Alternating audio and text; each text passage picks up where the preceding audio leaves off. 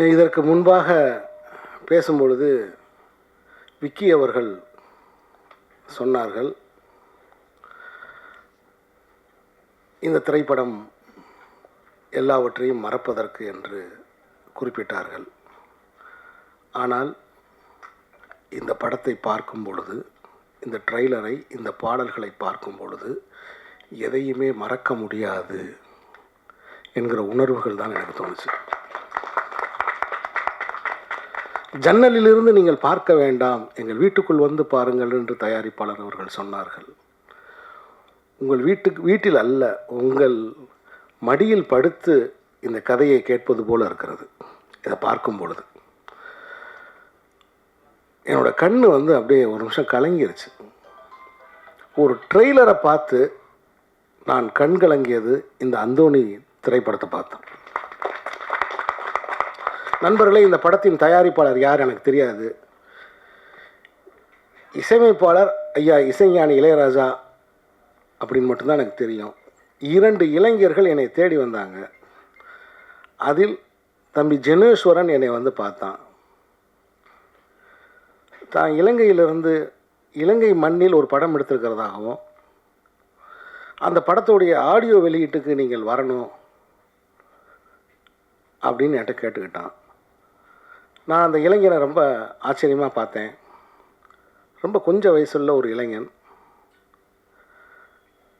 அங்கே ஒரு சினிமா எடுத்து அந்த படத்தை இங்கே இருக்கிற தியேட்டர்களில் விநியோகிக்கிறதுக்கு வந்திருக்கான் அப்படிங்கிறது எனக்கு தெரிஞ்சிச்சு. வேறு எந்த காரணமுமே கிடையாது. ஒரு அழிந்து போன ஒரு நாட்டிலிருந்து, அழிக்கப்பட்ட ஒரு நாட்டிலிருந்து 2 இளைஞர்கள், ஏன்னால் போர் முடிஞ்ச சூழலில் இந்த 2 இயக்குனர்களும் எப்படி ஒரு 5 வயசு 6 வயசு இருக்கும்னு நினைக்கிறேன். ரொம்ப 5 வயசு 6 வயசு குழந்தைகளாக இருந்திருப்பாங்க. அந்த வயசுலேருந்து எழுந்து வந்து இப்படி ஒரு சினிமாவை எடுத்து அதை இங்கே கொண்டு வரணும்னு நினைக்கிறாங்க. ஸோ இலங்கையிலிருந்து வருகிறோம்னு சொன்ன ஒரே ஒரு காரணம்தான் நான் இந்த விழாவில் கலந்து கொள்வதற்கு காரணம்.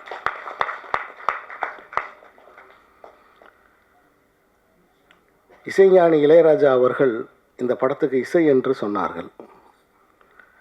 எனக்கு என்னவோ அவர் ஆசீர்வாதம் பண்ணியிருக்காருன்னு நினைக்கிறேன். இசையமைச்சிருக்காருன்னு சொல்கிறத விட ஹி பிளஸ்டு அப்படி தான் நான் சொல்கிறேன். ஒவ்வொரு அந்த பாட்டு, அந்த ட்ரெய்லருக்கு போடப்பட்ட அந்த பின்னணி இசை, அதை பார்க்கும்போது என்னோடய உள்ளுணர்வு அதுதான் சொல்லுச்சு. ஒரு நாடு சிதிலமான பிறகு, சிதைஞ்ச பிறகு, அதுக்கு பிறகு அங்கே ஒரு வாழ்க்கை எப்பயுமே, நீங்கள் உலக நாடுகள் எந்த நாடுகள்லையும் எடுத்துக்கோங்க, போர் முடிந்த பிறகு அல்லது போர் முடிந்ததாக அறிவிக்கப்பட்ட பிறகு அந்த நாட்டில் வாழ்க்கை அப்படிங்கிறது எப்படி பார்த்தாலும் கேள்விக்குறி தான். அங்கே ஒரு தனியனோட இருப்பு அப்படிங்கிறது கேள்விக்குறி தான்.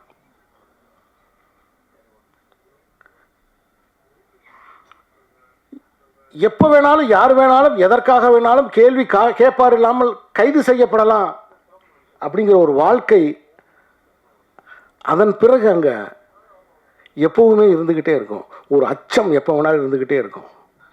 இந்த திரைப்படத்தை எடுத்த ஜெனோசனாக இருக்கட்டும், சுதந்திரனாக இருக்கட்டும், அந்த இளைஞர்களின் நினைவுகளில் அந்த குண்டு விழுந்த அந்த சத்தம் கேட்டுக்கிட்டே இருக்கும். இதை யாராவது மறக்க முடியுமா? இதை யாராவது மறக்க முடியுமா? அப்போ உளவியல் ரீதியாகவும் பொருளாதார ரீதியாகவும் அதிகாரத்தின் பக்கம் இருந்தும் ஒரு அடக்குமுறையை சந்தித்து வருகிற ஜனங்களின் கலை வடிவமாக தான் இந்த அந்தோணியை நான் பார்க்குறேன். இந்த படத்து அந்தோணியை நான் பார்க்குறேன். ஏன் இன்னும் விடுதலை புலி அமைப்பை தடை செய்த அமைப்பை ஏன் இந்தியா இன்னும் அதை அந்த தடையை நீக்க மாட்டேங்கிறாங்க? விடுதலை புலிகள் தான் இல்லைன்னு தெரிஞ்சிருச்சே. விடுதலை புலிகள் தான் இல்லைன்னு தெரிஞ்சிருச்சே. விடுதலை புலிகளில் யாரும் உயிரோடு இல்லை. ஏன் அந்த தடையை நீக்காமல் இருக்காங்க? நான் இதுக்கு முன்னாடி சொன்னேன் இல்லையா, யாரை வேண்டுமானாலும் கைது செய்யலாம். அதுக்காகத்தான். அதனால தான் அந்த தடையை அவங்க இன்னும் நீக்காமல் இருக்காங்க. நான் யாரோடும் உடன்பட்டோ அல்லது முரண்பட்டோ இங்கே நான் பேசலை.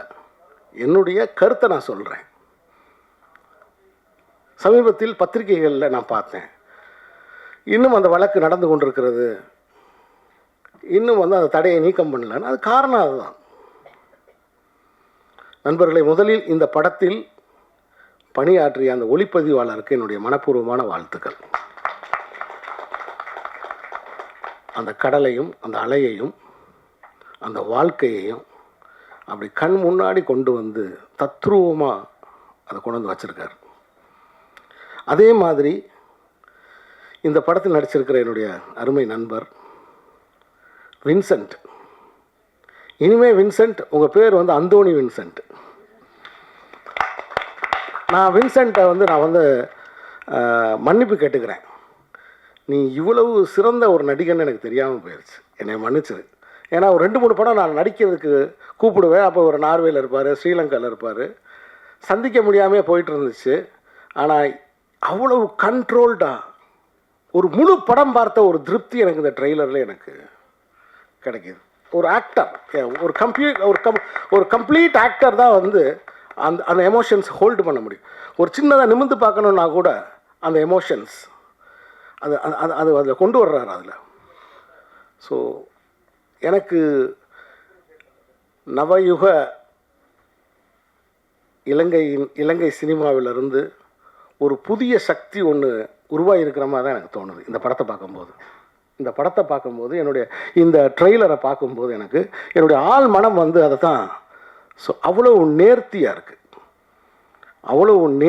அவ்வளோ அழகாக இருக்குது. அதே மாதிரி இந்த படத்தில் நடித்த கதாநாயகியாக இருக்கட்டும், அந்த கதாபாத்திரத்தோட டிஜே பானு அவர்களுக்கும், ஏன்னா இது எல்லாமே அங்கேருந்து நான் அப்சர்வ் பண்ண விஷயங்கள் தான். இந்த ஸ்க்ரீனில் அவங்க எனக்கு காமிச்சதோட ரிஃப்ளெக்ஷன் தான் இது. ஸோ அப்படி இந்த அற்புதமான அந்தோணியில் ஒரு தோணி இருக்குது. அந்த தோணி கண்டிப்பாக கரையேறி வரும், அந்த நம்பிக்கை எனக்கு இருக்குது. இந்த ட்ரெய்லரை பார்த்த உடனே இந்த காவியத்தை எப்போ நம்ம பார்ப்போம் அப்படிங்கிற ஆர்வம் எனக்கு உண்டாயிருச்சு. கண்டிப்பாக இந்த ட்ரெய்லர் நீங்கள் பார்த்தீங்கன்னா உங்களுக்கு அந்த உணர்ச்சி உண்டாகும். ஆகவே ஒரு திரைப்படம் அப்படின்றது எதையும் மறக்கிறதுக்கு இல்லை. ஏன்னா இன்றைக்கி வாழ்க்கையே எல்லாமே எதனால் நிகழ்த்தப்படுகிறதுனா ஏதோ ஒன்றை மறைக்கிறதுக்கு, எதையோ ஒன்றை நம்ம பார்த்துக்கிட்டு இருக்கோம். எதையோ ஒன்றை ஏன்னா பேசினாலும் காசு, பார்த்தாலும் காசு, ஒரு தாகம் வந்துச்சு தண்ணி வாங்கி குடித்தாலும் காசு, பாத்ரூம் வந்துருச்சு போனாலும் காசு. மனித வாழ்க்கையில் எல்லாமே பணம் சம்மந்தப்பட்டுருச்சு. ஸோ அப்போ நீங்கள் பார்க்க வைக்கப்படுகிற உலகத்தில் இருக்கீங்க, நீங்கள் கேட்க வைக்கப்படுகிற ஒரு உலகத்தில் இருக்கீங்க. ஒட்டுமொத்த மனித வாழ்க்கையை அபிப்பிராயங்களை உருவாக்குவதும் அபிப்பிராயங்களை அழிக்கிறதையும் வேடிக்கை பார்க்கறதில் கொண்டு வந்து வச்சுட்டானுங்க. இதுதான் இன்னைக்கு இருக்கிற உலகம்.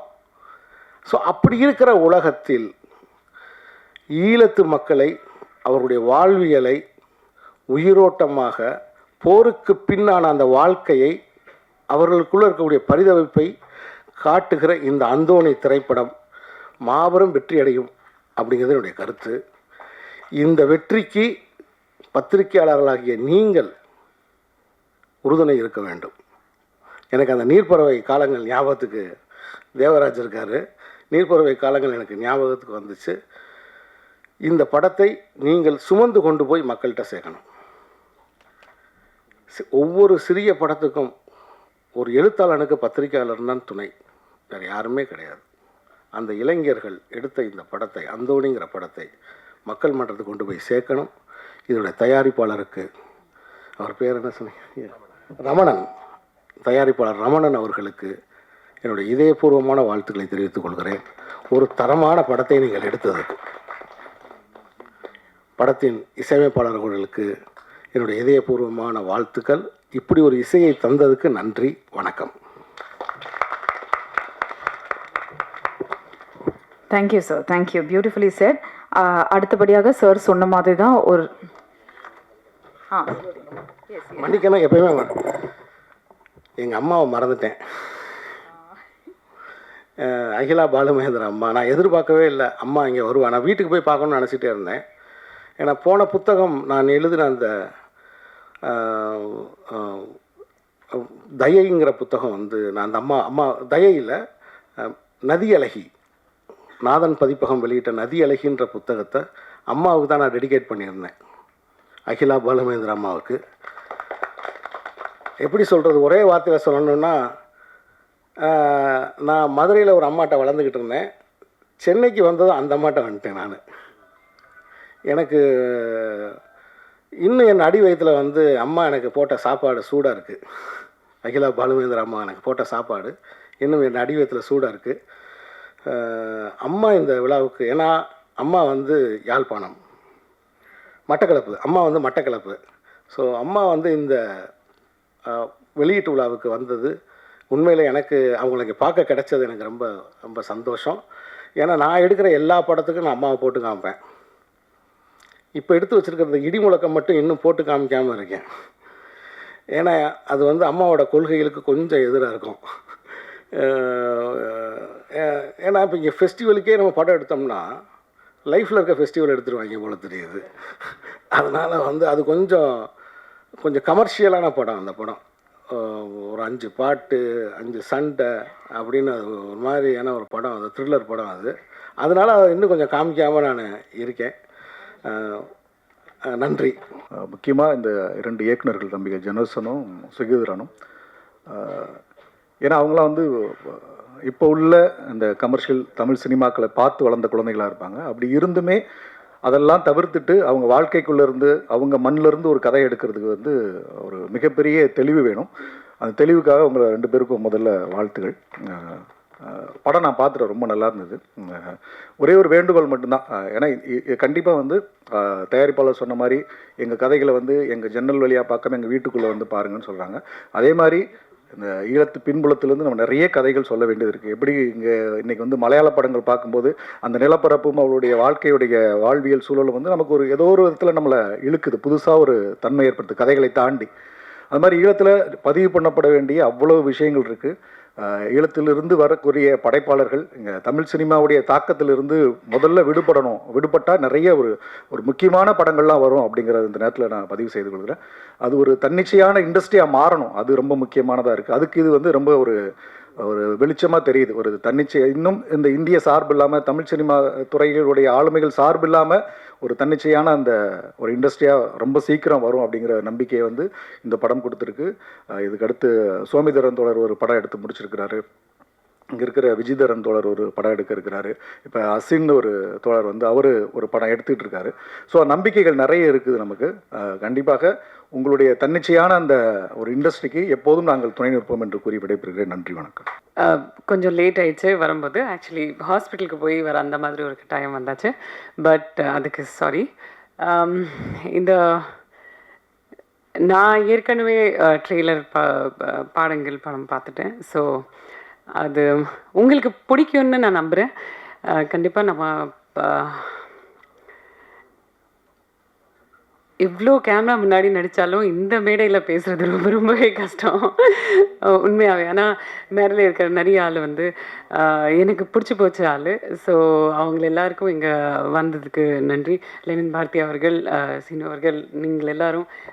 நீங்கள் இந்த ட்ரெய்லர் லான்ச்சுக்கு இப்போ வந்தீங்க. பட் நாங்கள் அனௌன்ஸ் பண்ணும்போது அவர் ஸ்ரீலங்காவில் இருந்தார்.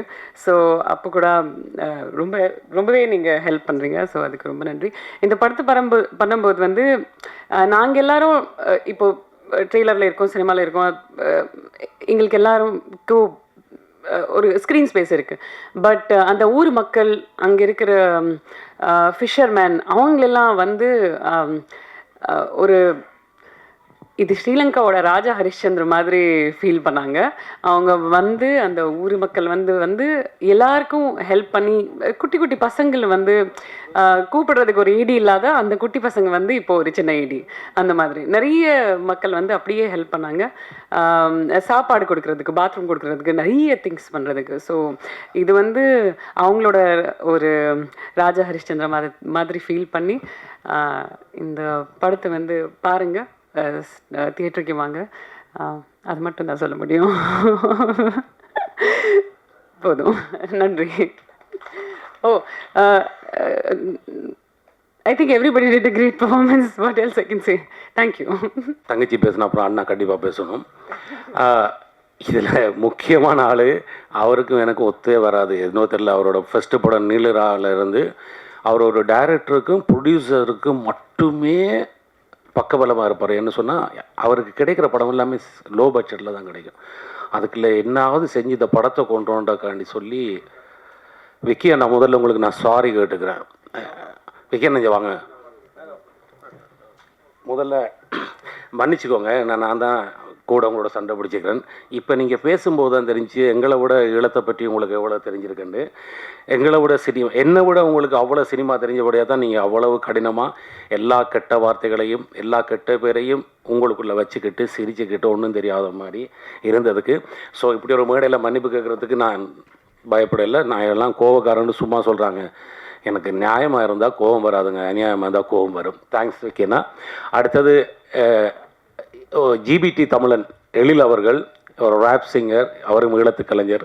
அப்புறம் விஜிதரன், அவர் ஏதோ பொலிட்டிக்கல் ஸ்டடியெல்லாம் பண்ணி வச்சுக்கிறாரு, நிறைய கதை எழுதிட்டுருக்காரு. இவங்க எழுந்திருங்கெல்லாம் தெரிஞ்சுக்கட்டும், இப்படி கலைஞர்கள் வந்துட்டுருக்காங்க. அப்புறம் தமிழ், அவர் ஒரு அடுத்த பாக்யராஜா வர்றதுக்கான, பாக்யராஜ் சார் மாதிரி வரத்துக்கான எல்லாம் இருக்குது. கலை, நன்றி கலை, அங்கே வந்து அவ்வளோ தூரம் மேக்கப் ஆர்டிஸ்ட்டு, மிச்ச கலைஞர்லாம் வர முடியலை. ஒரு இந்த படத்தின் முக்கியமான கதாபாத்திரம் நடித்தபடியால் சில குறைகள் பேசாமல் விட்டுருப்பேன், யாருக்காக திட்டியிருப்பேன். நான் பெரிய கோபக்காரெலாம் கிடையாது. நாளைக்கு கயல் வின்சன், அந்தோனி வின்சன் கோபக்காரன்னு சொல்லி டைட்டில் போட்டு முடிச்சு விட்டுறாங்க. நன்றி நன்றி நன்றி.